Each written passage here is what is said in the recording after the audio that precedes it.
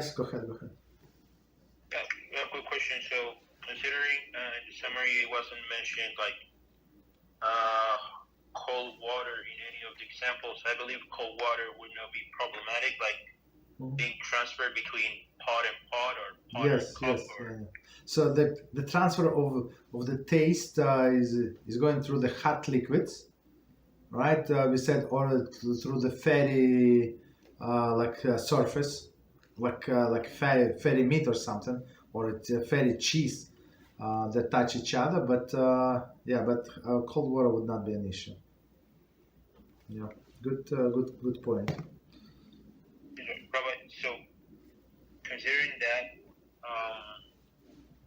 for whatever reason, I have to transfer cold water from a clean meat pot into a clean dairy cup, and then I heat it up in the cup, let's say in the microwave, would that be problematic? No, technically no. I mean, we don't do it, but technically no.